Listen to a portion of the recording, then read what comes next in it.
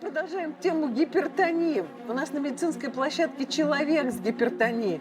Напомню всем, что исход гипертонии – инсульт. Давайте посмотрим на экран. Вот так выглядят парализованные люди. Абсолютно понятно, что это огромная трагедия и для семьи, потому что человек не работает, а кто-то его должен содержать, и для самого человека. В целом гипертония не имеет симптомов, но если она имеет симптомы, значит это вторичная гипертония, когда, устранив симптомы, мы можем помочь человеку. У Георгия простая проблема, он храпит. Правильно, Георгий? Правильно, да. И у него бешеное артериальное давление. Расскажите, что говорит ваша жена? То есть она говорит, что я сильно храплю ночью, вот, из-за этого она просыпается, то есть будет меня, и, соответственно, на утро мы оба с головной болью, да, не выспавшись. И в поезде вот тоже была ситуация, то есть я ехал, меня разбудили, говорили, что вы храпите. Выйдите в коридор. Какое давление? 154/92. У него гипертония. Вы пьете лекарства от гипертонии? Я пью только то, что в моменте снижает давление, когда голова болит очень сильно. Вот. А так постоянно Так нельзя, так нельзя. Значит, Результат вы сейчас увидите. Значит, смотрите, когда человек храпит, у него возникает остановка дыхания во сне. К великому сожалению, нам очень жаль, что так происходит, но это факт. Сама по себе остановка дыхания во сне провоцирует подъемы давления.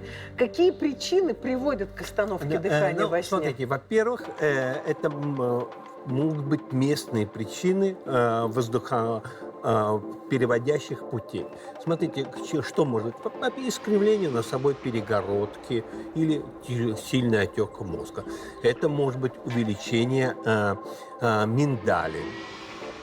И гипертрофия мягких тканей, например, язычка.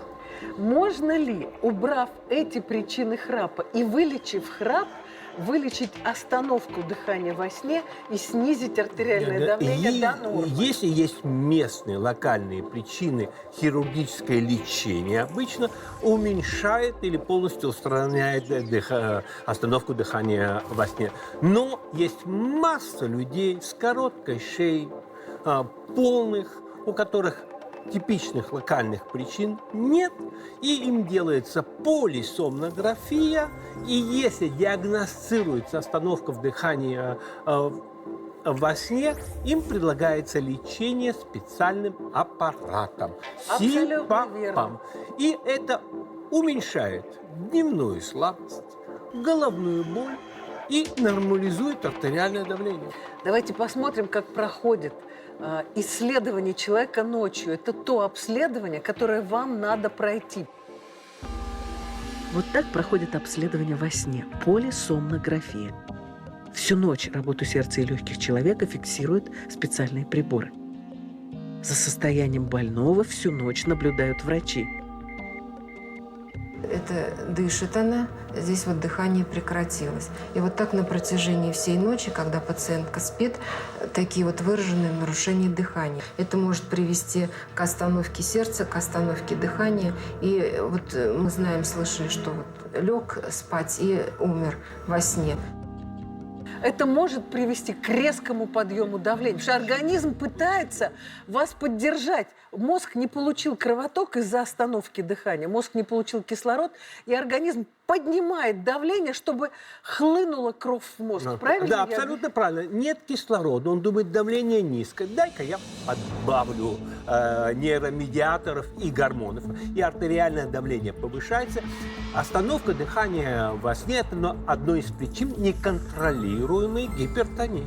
Поэтому в данном случае лечить остановку дыхания во сне надо. Да, Но вопрос... это не исключает постоянного приема лекарственных препаратов, потому что нормальное давление 120/80 и ниже на таблетках.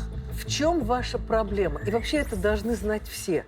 Мы, во-первых, снижаем артериальное давление, во-первых, а во-вторых, начинаем выяснять причины.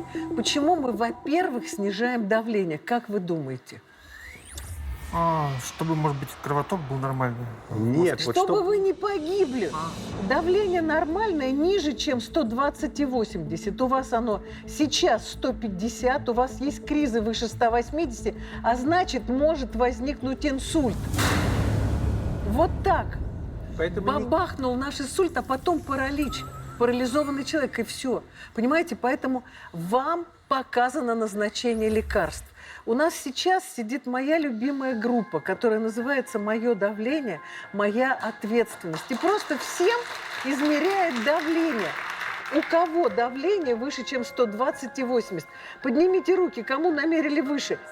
127/85. Это нормальное, но уже повышенное давление. Это не является абсолютной нормой. И там 142/92. это гипертоническая болезнь. Смотрите, друзья, сегодня есть бесплатное приложение, которое называется «Мое давление».